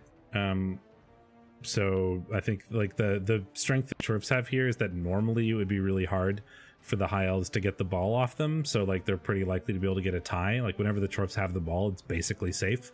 In like a giant guard stand firm cage. However, the High Elves could get Eldril and a wizard, which can ruin that plan. And as long as we can turn that into a touchdown at some point, now the Chorfs are under pressure to try and catch up to you rather than just being safe forever. And that could put them in weird positions. And I think good inducement use probably just wins it for the High Elves. Yeah, and given that they're going to have a bit of a bench through inducements, I would expect that this goes decently well for them before they turn into a fine mist, but they will probably eventually turn into a fine mist. Want to hear something really funny? Ragedorf gets inducements against Superfed's rats. Awesome. It's 10k. This is truly the best timeline. But technically... You're telling me there's a chance. They get 10k in inducements, which is nothing, but it is technically true. Oh, yeah, because Fed's carrying 20k extra cash. I think Fed probably just holds on to the cash, honestly. I mean, yeah, this area isn't out to. It doesn't matter. What do the dwarves do? Get a babe? Like, yeah. Oh no, my thick skull. Dwarves. I mean, if is Fed at home, they are, so they could take Boomer. You could totally get Boomer. Because Boomer would be super cheap in Fed Stadium. Boomer either way. Take Boomer and just throw bombs at the gutter runners. What could possibly go wrong throwing bombs at Agi 5 players? They're not going to catch it. For the memes, indeed. It'll be fun. Lumi is aggressively dodging my vampire question. He probably just doesn't want to like spoil it or like give fucking tryhards in Div 1. Yeah, I know, right? His opponent's a competitive advantage. He's just mad because I aggressively diced him in the Huge Jackman Cup. And then he pulled out a tie anyway because I was playing like ass. Well, the rats don't get their normal like bench here, and or inducements, which is something that like they do often use. But I mean the dwarves don't have a whole lot to go against them. And you know the dwarves, like it's not like tackle that is scary for rats. It's people being able to keep up with them, and the dwarves can't really do that. You know, the rats can they run around the guard wall, and then the dwarves can't really do a whole lot without excellent positioning. Yeah, I mean, I think the rats still win this most of the time. Yeah, it's like people often I think overestimate the dwarf thing. Dwarf, rat. Or like even just dwarf elf or whatever, right? Like it's not like tackle everywhere. It doesn't really matter so much when you just leave and they can't catch you. Oh, I should probably actually be recording my predictions, shouldn't I? Probably. Anagram, Catastrophe, and Luminous. This one is a bit different though. Luminous actually has the tools to deal with rats doing rat things. He has speed, and you know the rats don't really have a team. They've got 4 gutter runners and nothing else. They do get 800k. Yeah, this is a weird one. I think rats traditionally do well against vampires. I don't know if inducements rats do well against vampires. Yeah, I think that's the thing. I'll give this one tentatively to Lumi, but I wouldn't be surprised to see him lose this. I think, yeah, this one is going to be real hard to call without knowing. Like, it's Vamps, a team that are like pretty easily punished by variance, if that makes sense. Like, it's very easy for things to go wrong for vampires. They roll a lot more dice than most. Yeah, exactly. And then it's hard to compare that versus just the number of inducements the rats are going to get here and how those interact with each other without seeing it. But for the most part, you know, we've got strength, we've got enough movement roughly to keep up with the rats. We've got some tackle and mighty blow. Thralls aren't really as vulnerable to line rats as they are to other like lineman rando blocks. I don't think you can induce Master Chief. I think that's against the rules too. Master Chief, like from Halo, we can't induce him. Master Chef. The chef actually does matter a little bit, I think, because vampires losing rerolls is kind of annoying. Yeah, but they've got 4 or 5. And no, they don't. I think that would actually be. I think people get caught into that trap a lot. Like, you're losing what on average 1.5 rerolls. Like, vamps don't care that much. 3 over the course of a game. Yeah. Yeah. They have 10 over the course of the game. Like. Yep. It's just not that big of a deal. No, especially for the cost. 350. Yeah. It's really good for halflings who can get it for super cheap, because that's just like a chance to mess up your opponents for basically nothing. So it's super worth it. And there's some situations in which it matters. Like it happens a lot in Imperium just because teams often need rerolls and you can't really take many else on the other inducements, or in like the one-day tournaments and stuff it shows up a lot. But in like regular gameplay, the number of times a chef is useful not on a halfling team is pretty limited. Chaos Subaru and Stacy, 2000 Chorfs, 1960 Nurgle. Usually a matchup that favors the Nurgle. A little bit. The thing is, though, the Nurgle's inducement, or like TV, is coming from like Alphabet Row and their ball carrier. Not like a whole lot of guard, claw, mighty blow or anything, right? There's 1, 2, 3, 4 guard for the Nurgle, which doesn't match up too well. Oh, I guess the Chorfs only have 4 guard. I thought they had more. But they do have 2+ strength. The Chorfs have more claw, mighty blow, but only 1. So yeah, I feel like this is the type of match where you know, things like regen and the big bench are going to make a pretty big difference. Yeah, but it's true that the Chorfs just don't really have a, or the Chaos don't really, or the Nurgle, god damn it, don't actually have a team, or at least not a traditional Nurgle team. Tough to call, I think. Yeah, it's hard. I mean, technically the Chorfs are actually 1940 or 1950 because they have too much money. I'm gonna give this to Chaos Subaru. Yeah, the money is the inducements don't really make a difference, but I wasn't really considering them anyway. I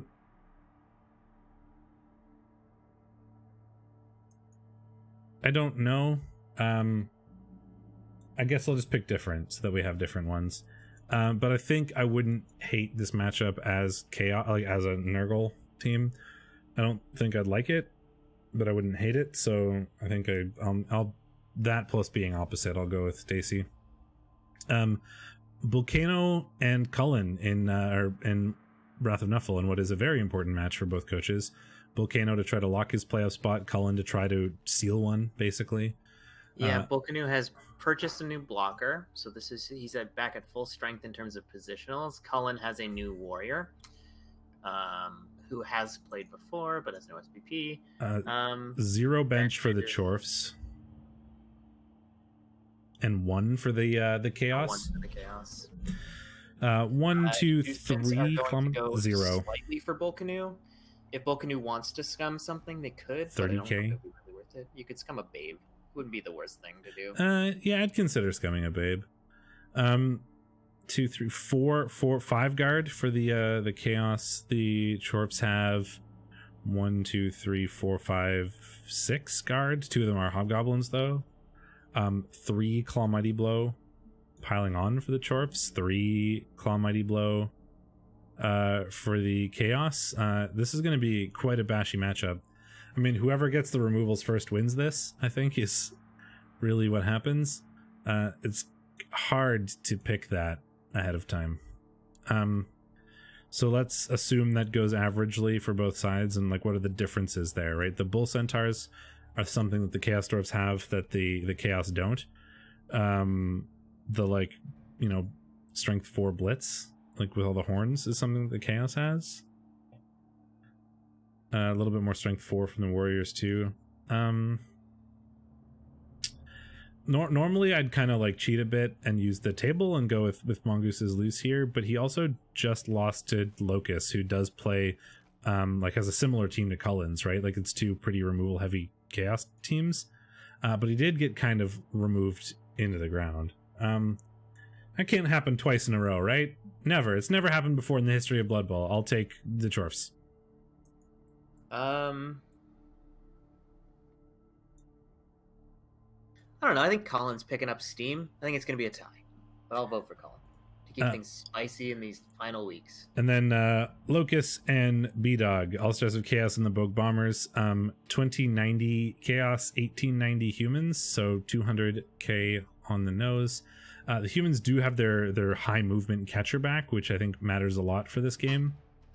That really nice catcher can make life a bit annoying for the Chaos. We do have the plus movement beast who can keep up with him, but most of the rest of the team can get outrun pretty easily by those humans. But I don't know how much humans like 4 Claw Mighty Blow lining up against them on the LOS.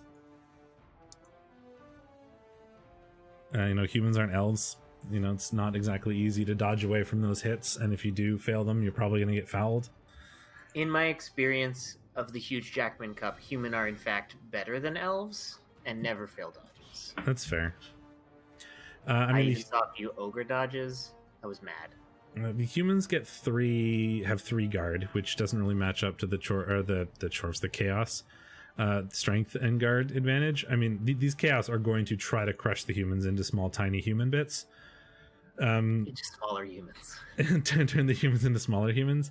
The one X factor is that catcher, right? Can B-Dog make good use of his like high movement advantage with the sprint, sure feet, movement 9 catcher, and get something out of that before his team turns into paste? That's the question.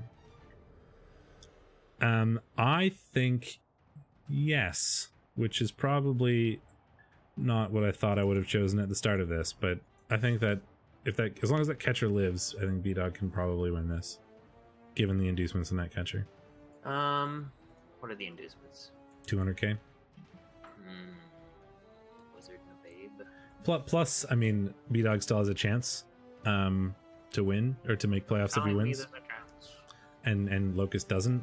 So, you know, from a bash coach's... Locust is strongest when he's mathematically eliminated from playoffs. Yeah, that's fair, but I mean, a lot of bash coaches, when they're eliminated from playoffs, will just focus on removing stuff and not care too much about like defending that well if they can get more blocks, because it's how they get SPP. So he might get a bunch of SPP, but the humans are probably going to win because the Chaos aren't really going to stop them. This is how I feel this would go. Yeah, okay. I'll take the humans on this, but I feel like I'm wrong. That's what I feel too. Like, I'm doing it, but I feel like it's the wrong choice. So I don't know why I'm doing it, but hey, you know, this is what we're here for. 2A. Mynimo and Onania, Hornstars versus Commanders in Grief. The Chaos versus Orcs. The Chaos picked it up 1-0 by making all the Orcs dead. Making all the Orcs dead is an excellent strategy. Well, they're employed to great effect. It was 2 bash teams. The Chaos got 27 blocks total throughout the whole game, and that's because they got 6 Kaz and 4 Chaos. So there were just no Orcs to stop the Chaos from doing things. Woof, and it was a big one. Strength bust on a blitzer, movement bust on a blitzer, movement bust on a blitzer, AV bust on a blackguard. That's a dead Orc team. Yep, this team went from pretty good to in rough shape in one game. To fucking dead. Yeah. 2 badly hurts don't matter very much. The Chaos had a badly hurt rookie Beastman, which doesn't matter, and we leveled a rookie Beastman, which took Dirty Player, which makes sense. I think we don't have one yet. Chaos sometimes don't run a dirty player, but it's the linemen are more expensive. I ran one for a while. Like, it's good for like targeted fouls, or if you find yourself with a bribe. It just turns out Chaos don't usually find themselves with a bribe, and yeah, it's an expensive fouler to lose. So and yeah, worst case, they can just be line beastmen. And yeah, and every beastman is like, the number of times my wrestle dirty player beastman was the one I had to dodge away with and try to like make a scoring threat. Like, that just happens when you're playing Chaos constantly. So it's not that useful of a skill. I find you better off building. Having had a dirty player beastman, I would rather just have a block or a wrestle one. But yeah, I get it. Two Kaz from the already legend beastman don't do anything other than help you win. One Kaz from the warrior. One came from the badly hurt beastman. The touchdown came from the wrestle beast, so we're trying to get him the level. Maybe they came fairly late in the game, unlikely given the low number of blocks, but or maybe we just were super safe and like, okay, well, I've won, I'll just guarantee the win. I don't care about touchdown differential. I'd rather hit people than run up the score. Yeah. So then we have Ye Old Guard and Fell with Quadadol. Not for Science taking up another win to I think stay at the top of the div. Correct. I would have thought he would win this. Like, I definitely would have predicted this had I had the opportunity. Lord Nathaniel Marr levels up. Vishan levels up, the sacking catcher, and Tunare round 2 goes to level 3. So that is what I predicted. Yeah, the High Elves winning this. I mean, they won 2-1, which is, but there were like the expected scoreline. I think. Yeah, I think so. All that stuff. 25 blocks, Lord 54 Marr blocks. has just taken tackle. Vishan has taken strip ball, so now he has a strip ball piece, which is always nice. And Tunare has taken sidestep. No stats for the reborn stat freaks. They used to have all the stats, now they have none. Yeah, this is a very fair elf team. It's got one double. Weird. 2, actually. Yeah, I mean, there's a lot. The elves took a lot of armor breaks, right? 20 armor breaks. There were 10 KOs suffered by these elves at some point. But as long as we score before the KOs happen, turns out it doesn't matter. We use the wizard to score. We score in our own drive. Then you can remove me all you want. As long as you only score 1 touchdown, I still win. And that's probably what happened here. Yep. And then Abysmal Cusp versus Self-Hating Dwarves. I saw this match report roll in, and I wonder if Eisenmike is done with dwarves yet. 1-1 tie, pretty predictable. Abysmal Cusp slightly outblocking the dwarves, but killing 2 developed blockers. Or no, a blocker and a runner. Not the best pieces on the team by any stretch, but still a guard blocker and a wrestle tackle runner. I said if I could predict a tie in any game, I would predict this one. And yep. But man, that's 5 dead dwarves between REL 1 and REL 2 in over 2 dwarf teams in 1 week is a thing. Yeah, I mean, runner dead is annoying, blocker dead. At least it wasn't one of the better ones, but yeah, I would not have felt good about this. He induced Morg. Morgenthorg was around for this game. Even scored a TD. The tying TD coming from Morg. I love it. Morg is pretty good at scoring touchdowns. He's movement 6, Agi 3. Yeah, he's a human. Yeah, he is a human. That is what Morg is, a human. Basically a human. He's just a human, really expensive human. Yeah. AV9 is a lie anyways. Took in Miss MNG, which seems appropriate. 2 Kaz coming from the Troll Slayer, 1 from a couple blockers, but those are all just on rotters. But we have a lot of levels. I mean, similar number of blocks, similar number of removals. They probably both just scored on their own drives, and then we get to call it a tie game. But Ming Balak and Exploding Social Rupture leveled, and I'd like to check out what those are. The Nurgle Warrior has not taken the level yet, and the Pestigore has also not taken the level yet, so I can't tell you.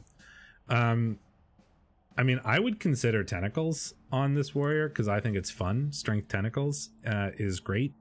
You could also just go Guard. Strength 5 Guard is nice to have, and go something like Strength 5 Guard Stand Firm Tentacles. It's probably, I mean, it is probably, but I do have like a Strength 5 Claw Mighty Blow warrior on my team, but he didn't get Strength 5 until after the other things. I would probably go Guard here. Strength 5 Guard is just really nice to have. Wrestle, Tackle, 2 heads plus movement. If you could take dodge, if you roll doubles, take dodge. if not, I mean, strip ball is probably an option there, but it's like you're really hoping that you get a stat or a double here to make this player like a lot better. The normals aren't particularly good anymore. You could do something like take kick, because you know your sort of Sacker Pestigore is always going to be on the field on defense, and just pray that your legend level is like a double. But that's a bit weird, and you're kind of praying for legend to do something good. But it is an option. No levels down here on the Self-Hating Dwarves. Sterling Hornets and the damn Yankees getting a win. Sterling Hornets, Clown Thulu has not had the greatest of seasons so far. So getting a win for him I think is certainly nice. There's an assassin on the Dark Elf team now, which is really funny. I'm also going to have some water. I will drink it out of my comically oversized travel mug. I drink it out of a plastic glass, which is like one of the only plastic glasses we still own, because for a while Tristan had these like really heavy crystal like water glasses that her parents got her, and I systematically broke every single one of them over like a couple of months and was never allowed to have a glass again. Mm-hmm. And but since then I haven't broken a glass thing. It's just like this weird moment in my life where I decided to destroy all of these drinking glasses. This is a 54 ounce like insulated sort of like travel mug type thing, like one of those like coffee ones. Yeah, those are the ones the vacationers use in Cuba to carry around their like rum and cokes and keep them cool for hours. There's a name. It says Bubba on the side in big words, and like there's really trashy. And there's a bottle opener built into the handle. Oh man, yeah. So the story behind this is that Emily was ordering something off the internet, and in order to get free shipping, she needed to spend like $15 more. So she saw this, thought it was stupid, and bought it, and then gave it to me. It's because you always complain about how much water you drink on the way back. Oh yeah, and that's very true. Whenever I get water, it's generally because I'm thirsty. Like, that's how it works. So I go to the kitchen and I get a glass and I put water in it and I like chug a bunch because I'm thirsty. And then I walk back to my desk, and by the time I get back to my desk, my water is empty.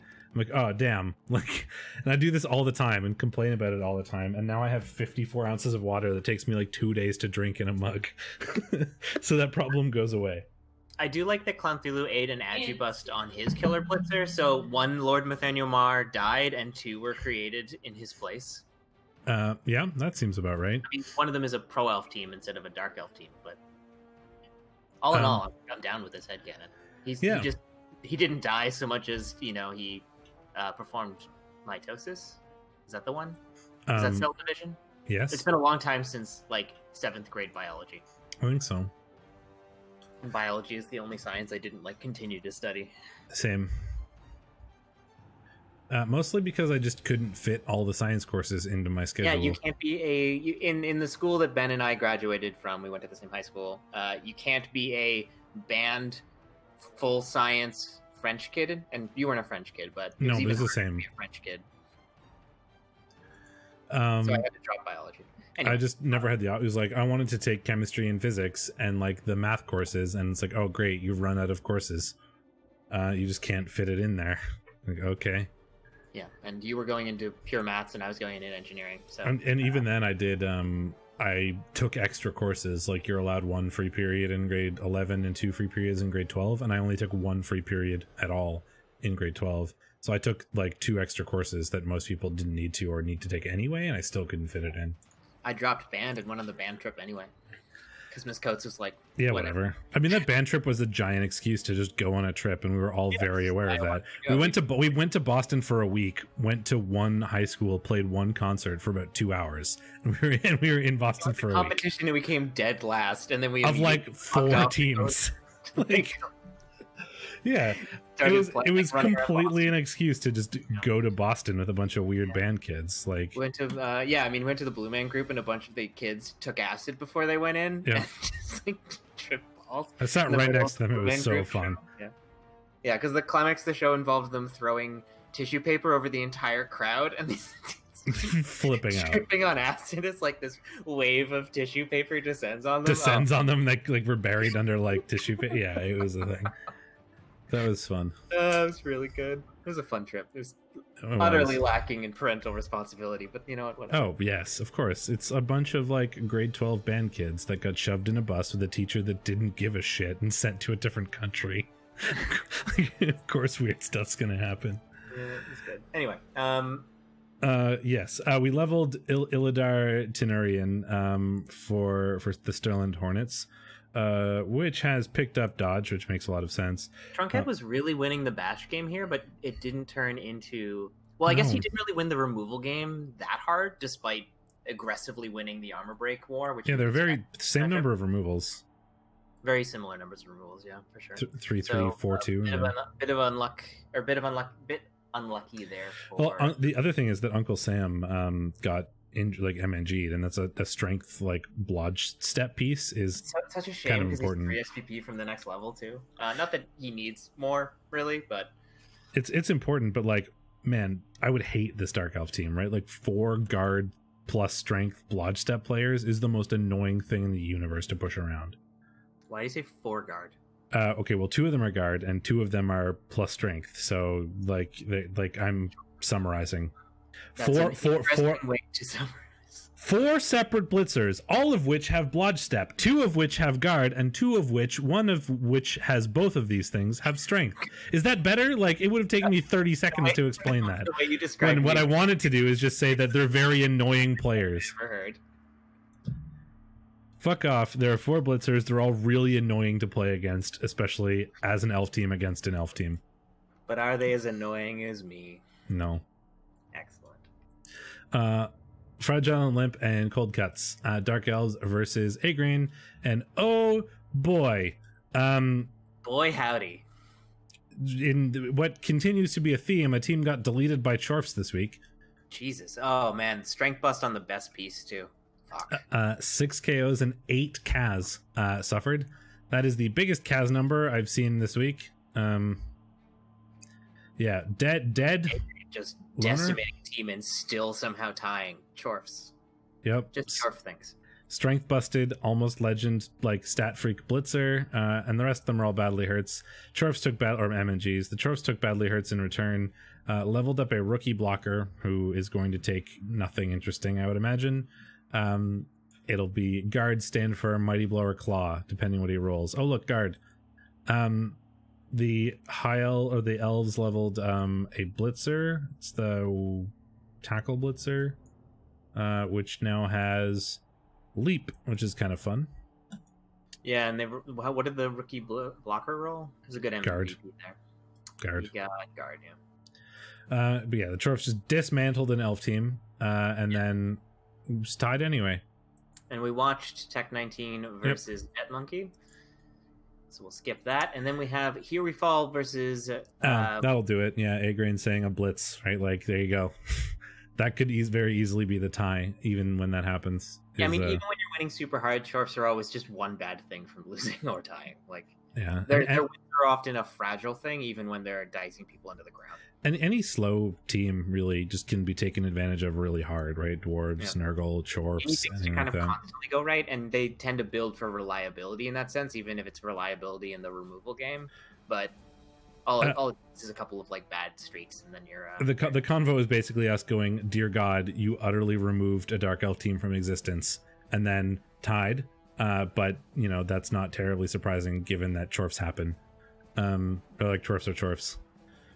And just, Chorf things. Wandering BME versus Fall was a tie as well. Mm-hmm. Pretty good tie for Wandering BME. I wouldn't expect him to do well in this matchup, but Eldril Wizard maybe not getting the job done. I assume there was there would have been. Eldril didn't get sent off to the sidelines, but several other players did. Oh no! I just scrolled down. Oh yeah, that's this. I mean, we talked about this. BME is not allowed to have nice things. Like, but I forgot about it. His strength up Beastman insta die every single time. Like you overestimate my ability to pay attention to Discord and then remember things that happen in Discord. That's fair. I keep track of the REL chat pretty well and the like REL division chats that I am involved in, and that's about it. I look at Discord when I have a direct ping or when I'm really bored, and then I scroll through it quickly to try to catch up with stuff, and then forget about it. Yeah, that's true. I knew that. Turn 16, 1 die. No levels. We de-leveled a shiny new beastman because he's dead now. One tree offense did level. I like that one tree offense is a thrower. That seems very appropriate. Did not, or took dodge, I think. Yes, dodge. You often take dodge before block on elf throwers. On a lot of elves in general, really, yeah. Yeah, I mean, I think, yeah, it depends on whether or not you, like, sometimes you take block first on the fightier elves, so, like, high elves and dark elves, but... Yeah, but, like, that's true, but a lot of the time you'd rather just dodge away than to, like, make a screen or something than to block, and dodge saves you rerolls that way. And it also has the benefit in that they're harder to knock over. But especially true on a thrower, you're very right. Bunch of removals, tied anyway. 2 completed passes from the blitzer. The touchdown came from the other blitzer, the plus movement one. No levels from BME, but 3 Kaz from the killer is, I mean, we're not close to legend. We're not going to get it before the end of the season, certainly. But 3 Kaz is another 6 SPP on the way, to have the, juggernaut on Scruffney here. Okay. And that is the div. That gives this as our standings. The win for Not For Science, putting him in first, 24 points, A-Grain with 23. And this tie between Debt Monkey and Tech 19 was the biggest result here, right? Like, if Debt Monkey won that, he'd also be at 23, and Tech 19 couldn't overtake him, and that would be the only chance for Tech 19 to make the playoffs, is overtaking Debt Monkey. So the tie there kept this open. If Debt Monkey had won that, would have locked playoffs for all 3 coaches. Tech 19, if Tech 19 would have won that, would have put him in the 3rd spot, but not really locked anything, because he could have Debt Monkey could have come back. The fact that they tied has made nobody locked, and leaves this fairly interesting. So let me pull up the div predictor, and we can do the little simulation-y boy. There are 3 playoff spots and 1 Challengers Cup spots. I'm pretty sure, we'll find out in a second, but yeah, both Fellows Quadadol and Cold Cuts are like post-season locked, as in neither of them can finish lower than 4th. So they're going to the postseason in one way or another, but it's not technically true that they're playoffs locked. Fellows Quadadol might as well be, but not technically. But that 3rd spot is still open to a number of coaches because of that, specifically because of that draw we watched. It was a really big result for a lot of people. BME, I don't know if Chaos are your team. It just seems like you keep dying. Which is my experience with Chaos, and then I stopped playing Chaos, and it was much better. It's my experience with Nurgle, but I haven't stopped playing Nurgle. When you're supposed to kill the other team and instead your players die, it turns out you just lose. Yep. But that 3rd spot could pretty easily go to either Practice Makes Permanent or Monster Bash, depending on how the next few weeks shake out. And the other one is the most likely choice for the Challengers Cup. So it's a big fight between those 2 teams. Technically, there's a few other teams, Fragile and Limp, Damn Yankees, and BME, that have like really ridiculous outside chances to make it, but I don't think that any of those are likely. The closest is probably Fragile and Limp maybe getting the Challengers Cup, and I think that happens if Practice Makes Permanent makes the 3rd playoff spot and Monster Bash starts losing the rest of their games. Shall we do some prediction? We shall. No, actually, the French word. Is it? Maybe. I don't know. You're the one who... I almost said you're the French one. Okay. You're the French one. Wait, no. So, okay. My brain thought process. It is prediction, actually. When you're the French one, and it was like, no, don't say that. He's not French. He just lives in France. And I'm like, wait, no, your like family is Acadian. You are French. And like went through... But I'm also... I'm an Anglo-Acadian, which makes me a traitor. Oh, yes. So I went through this like up down very quickly in my brain about whether to say it or not, so now I had to explain it all. It's true. If you're a kill team and things die, you have to just like embrace that. If I'm a rat team, so if I kill things, I can feel bad about it. I can be like, sorry, I murdered your delicious bull centaur. But kill coaches have to actually just live the reality that they are trying to murder. Absolutely do. What? Live with the reality that I'm trying to murder everyone. Abysmal Cusp versus Commanders in Grief. I mean, so Commanders in Grief are missing their team because of what happened this week. So they're 1430 orcs against 2270 Nurgle. Every time we look at this team, we're like, this doesn't like. Okay, first of all, do you see this Rotter? Why is he alive? Is he alive? No. MNG, though it shows him as an MNG, even though he's not. Armor bust, movement bust, niggle. Yeah, it's weird. Anyway, not the scariest 2200 Nurgle team, certainly, but still scary enough to murder these orcs, I think. I mean, it's an orc team that is 3 black orcs, 1 blitzer, and lineman. Like, I guess you're carrying on the lineman. I was going to say you're going to have to carry on a lineman, but you have a ball carrying lineman, so that makes sense. But the black orcs are missing the orcs are missing a lot of what makes them good against Nurgle, which is like the strength and guard and that sort of thing. They're just not going to have it, and they're going to get more inducements than they can do anything with. I love John Fodder Kennedy. It's such a good player. A movement up, agi up, orc lino. Yeah, you love to see it.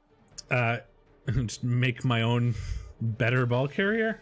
I mean, I love build your own throwers on orc teams in particular because orc throwers are the worst player on the planet. Sterling Hornets and Yield Guard is 1430 Pro Elves versus 1860 Nurgle. That's a bit of a difference, enough to make inducements matter a lot. Yeah, they're down their best player, which is so they're basically only going to have fair things. But they do have a ton of dodge. They do have 3 tackle pestigors though, so that's actually pretty good. I don't actually hate the Nurgle for this. I mean, normally I don't like Nurgle against elves at all. Eldril though is the other thing to consider, but yeah, but the problem is, Wizard Eldril suddenly means you have basically 0 bench, and there are no like unfair elves here. Like you don't consider Eldril a bench. Just like he's gonna die. That's why I said basically 0. But like if you have a high movement elf or a plus agi elf or something like that, to be able to turn that wizard into a touchdown, you can still do it with the catchers and the throwers certainly, but it's a lot harder when you basically just have a basic bitch elf team to put it in terrible words. So I'm gonna pick I'll pick Yayo for this, and then in what is going to become a theme, one team that doesn't exist versus a team that does exist. The team that does exist. Probably. This team actually didn't get unexisted as much because it was mostly non-perm. So Monster Bash and Fellows Quadradoll in a match that is super important. Really 17-20 if we drop that money, which you probably want to do, given that otherwise Not for Science will get a wizard. I think he still does. If he wants to scum it, but he will have to scum it if you drop that money. He'd probably want it. I mean, but also Fell with Quadradoll is basically locked, so he might be looking to save cash, but also Not for Science always does the lulziest thing, so I assume he's taking a wizard there. Yes. I've been brought rum eggnog. Oh, who's at home? Oh, it's not Fell with Quadradoll, so it's not going to be his Wizard Stadium. No, it is Monster Bash. Oh. Yeah. I think Tech 19 has a good shot here. Yeah, Necro are generally pretty good against elves. Like, they can keep up with them, so elves can't just run away. Often have, like, tackle on high movement pieces, and we do with this werewolf. They're not as strong as other, like, punchy teams, but that doesn't matter against elves. You only need the 1 or 2 guard. Of strength to be annoying for elves. Plus pieces that can hunt them down pretty easily. Yeah, I think I'll take the Necro. I think Necro are generally pretty good against elves, and it's really important for Monster Bash and not as important for the high elves, so maybe they don't use the inducements in a particularly, like, win-friendly way. I'm going to take Monster Bash.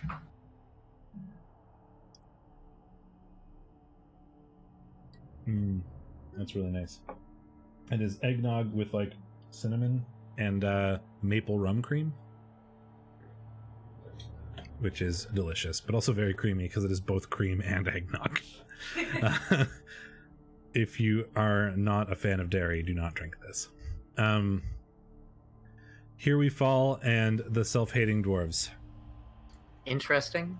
Equal TVs here. Yeah, I mean, we did talk about this. Like, people are like, oh man, elves versus dwarves. That's so bad for the elves. But it's not when the dwarves have, like, mostly movement 4 and the elves have mostly movement 8. He's got a movement up blitzer. He's got an extra movement 6 piece.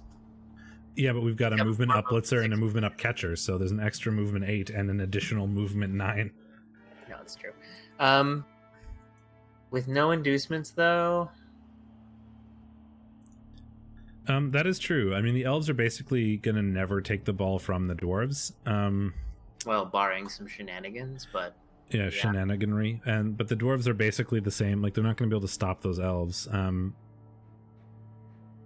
So it's like, I think this is probably a tie. The dwarves, you know, if they remove some elves, they can probably turn a tie into a win, but they're going to have to get the right removals, like not just any... I don't think Isomike is going to win, but I'm going to vote for him anyway because I believe in him. That's fair. Thing is wrong. God damn it. Just copy the name. It's amusingly very wrong because it's Battle Brothers versus Terror Alliance, which are definitely teams that don't exist in our divisions. Well, if it's going to be wrong, it's only going to be that because it's copied from the last season. So if it's still, it's so that matchup. So week 12, the 6th position down would have been that matchup last season, and I just didn't adjust the thing. Fascinating. Rebel Head Collectors versus Damn Yankees. Again, equal TVs. Chaos can struggle versus Dark Elves, but they do have a good amount of Mighty Blow. They've got a Claw Palmer. The Dark Elves are going to have a bit of problems with the damage department, but also there's only one tackle and a lot of dodge. So I'm going to go Dark Elves, I think. The Dark Elves are missing one of their blitzers, but like Trunk is breaking the rules by having 2 players named the same thing. Where? Oh, yeah. That's true. It's not a big deal. It's just that's the general, that rule is there so that you're not allowed to complain about when bad things happen because of this. Is basically what it's for. The blitzer being MNG'd, I think, is a pretty big deal. Like 2 Lodge Step is a lot less annoying than 3 is. I'm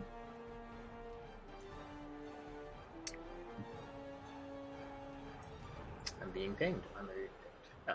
I don't hate the chaos, like, but I think the blitzers are going to be so annoying. Yeah, I'm going to go with the Dark Elves as well. And then practice makes permanent versus cold cuts. Oh, good. They're all broken down here. Are they? Well, yes, every single one below that is broken. Just copy paste the name. I am. Or if you have like macros enabled, Control Alt Shift 1 on it, and it'll fix it. Because it turns out that Google Sheets does not like to be able to copy paste data validation that is dynamic. Like, I want it to pick up the 2 names that are to the left of it. So in Excel, you'd be like, make the valid cells the cell to the left and the cell 2 squares to the left, which you can't do in Google Sheets. You can say, make the data validation these 2 specific things you're putting in. So I wrote a script that looks up the things that are next to them and then puts those as the data validation. But you can only do that through scripting in Google Sheets, not with just regular formulas. I actually am familiar with that because I have done this. I've tried to do this sort of thing before for work. Anyway. If you want the script, let me know and I'll send it to you. I'll keep that. It might make it easier for work. Maybe. 1990... yeah, Orc 2010 Chaos Dwarf. Yeah, so normally the problem here is that the Orcs just bully the Chorfs into not being able to do anything because they have so much more guard and stand firm. As Agrain just pointed out in chat, he's going to be down a blocker, so there is going to be one less Blork kicking around. But that means that Debt Monkey is the underdog and can scum if he wishes, and he definitely needs to win this. Both players really, really want to win this, so I wouldn't be surprised to see Debt Monkey do a bit of scumming here. Yeah, so a bit of scumming plus, in general, like Agrain is super right in that it's claw versus stand firm, right? The Chorfs win this if they get removals. The Orcs win this if the Chorfs don't get removals. This matchup is super classic. Yeah, more than most games even. The orcs just get in the way. They bully the chorfs, so the chorfs can't get any good blocks, and that's going to stay that way forever unless the chorfs remove some of the things that are preventing them from getting good blocks. So it comes down to a lot of that. The chorfs have a much bigger bench, which must be said is a factor. Mm-hmm. They could drop a hobgoblin and fix the underdog thing. Tough. Yeah, I mean, I guess it depends on how much you think Dead Monkey wants to win it. Because he could scum quite a bit here if he really wants to. I wonder if premature air loss is intentional or if Dead Monkey misspelled hair. I imagine it's intentional.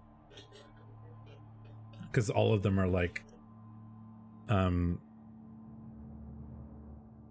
mean, maybe not. It's hard to tell, eh? Yeah, that's true.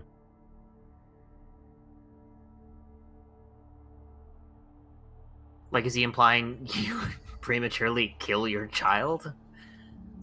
Your firstborn son? I don't know. Anyway. I don't know. I think I will take the orcs. It's tough, and yeah, it's, as we pointed out, it's going to come down to like the block dice, the removal dice, like to a huge level, and that's really hard to predict. But I will take cold cuts because I believe in Agrain's ability to dice people. In general, yeah, the bullying can from like an orc team like this can make many a bash team very sad. I have seen it done to bash teams. I have been on the receiving end of it. It's real hard. Oh man, I was playing Chaos once, and I was like, all right, well, I've got one Claw Mighty Blow against a big orc team, and I was like, okay, well, like, if I get some good line blocks, like maybe this will work. And he rolled a perfect defense and just like moved all of his black orcs onto my line, and I just started to softly cry. Well, here's your 3-second warning for the tipping comp bright sheet. 3, 2, 1, boink. I lost I stayed exactly where I was, and you stayed exactly where you were, because you didn't predict, and I got 3 right and got 3 wrong. So I think by not predicting, I've moved closer to BME as well. Yep, you're 3 points behind BME in the total. BME is winning everywhere now in both 1, 2, and overall, but you are 3 points away, and you have pretty solidly defeated me, certainly, but it's not over till it's over. I mean, last time I was in this position as well, and I think I threw it away very quickly. Did a bunch of whimsical picks and lost. Do you have like 9,000 Discord notifications? You do. Yeah. Yes. There's your cool. Face. I have one server with 196, several with one with 50. The REBBL server has 78. The REBBL server has 917. Another one with 6. Another one with 16. Another one with 24. I have mentioned that I don't actually pay attention to Discord frequently, right? Yes, but it's like that person who has like 10,000 unread emails. I have that too. You're a cancer on society. I'm bringing up the title screen even though our faces aren't on it, because the camera just doesn't work. You have become the void. You can be an ogre here.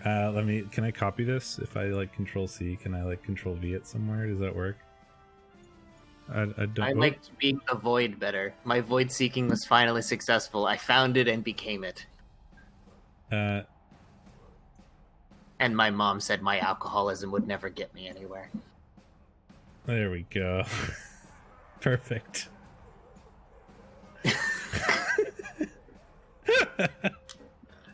Now I'm gonna have to delete those later and remember. Otherwise, I'm gonna be very surprised next week when I turn it on and there's like 3 ogres in my scenes. Okay, thanks everybody for hanging out. This has been week 12. We will be back with week 13 next week, which will be the final like preview week, and then we'll probably do a wrap up at the end, like just a short version to see who makes playoffs, essentially. But that'll be like the pre-show version. You know, it'll be quick. But thanks for hanging out. We'll be back next week, and until then, I'm Steakmittens, and I'm Shadorra, and I will leave it there because we're ogres, and I don't want to talk forever with just ogres on screen. Goodbye, everybody.